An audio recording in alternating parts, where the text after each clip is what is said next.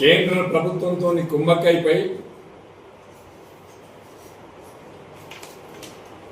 ట్రాన్స్కో జెన్కో రెండే power centres ఉండేటివి. ఇప్పుడు కొత్తగా రైతు రెగ్యులేటరీ కమిషన్ ఏర్పాటు చేసి రైతు వేసుకున్నటువంటి బోర్ల దగ్గర బోరు బావుల దగ్గర కరెంటు మీటర్లు పెట్టే ప్రయత్నం జరుగుతూ ఉంది. రాష్ట్ర ప్రభుత్వం 30,000 కోట్ల అప్పుకు లొంగిపోయి కేంద్ర ప్రభుత్వం దగ్గర తెలంగాణ రాష్ట్ర రైతుల యొక్క ఆత్మగౌరవాన్ని తాకట్టు పెట్టి రైతుల ముక్కు విండి బోరుబావుల దగ్గర మీటర్లు పెట్టి డబ్బులు వసూలు చేసే ప్రయత్నం జరుగుతూ ఉంది. ఎన్టీ రామారావు ముఖ్యమంత్రి కాకముందు గ్రామాలలో బిల్ కలెక్టర్ ఉండేది. బిల్ కలెక్టర్ అంటే రైతుకు జంకేది. ఒక్కరోజు కరెంటు బిల్లు కట్టకపోతే మోటార్ దగ్గర కనెక్షన్ తీసేసి పొలాలు ఎండిపోతుంది. మరి స్టేట్ అంటే 83, 84 పరిస్థితి ఇవాళ మళ్ళీ కేంద్ర రాష్ట్ర ప్రభుత్వాలు కుమ్మకై రైతుల యొక్క బోరుబావుల దగ్గర మీటర్లు పెట్టి డబ్బులు వసూలు చేసి ప్రయత్నం జరుగుతూ ఉంది. దానికి తీవ్రంగా మేము వ్యతిరేకిస్తున్నాం.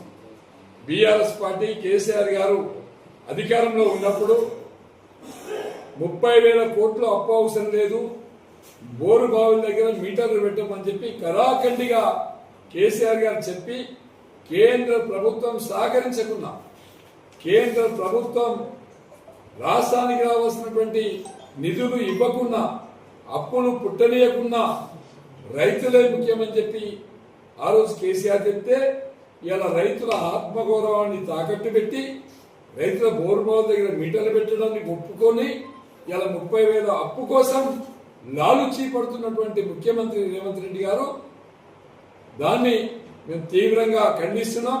రాష్ట్ర వ్యాప్తంగా బీఆర్ఎస్ పార్టీ బృందాలు రైతుల పక్షాన నిలబడి మీటర్లకు వ్యతిరేకంగా పోరాటం చేస్తాం.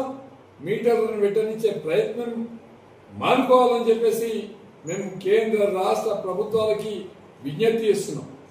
దాంతోపాటు ఇలా రైతులు పండించినటువంటి పంటలు ఎక్కడ కూడా కొనుగోలు చేయడం లేదు. ఎక్కడి పంటలు అక్కడే ఉన్నాయి. ఇలా ప్యాడీ పర్చేసింగ్ సెంటర్లలో ఎక్కడ ధాన్యం అక్కడే ఉంది. కలెక్టర్ గారు అధికారులు చేతులు ఎత్తేసిండ్రు. రైతులు ఎక్కడ అమ్ముకోవాలో తెలియనటువంటి పరిస్థితి ఉంది.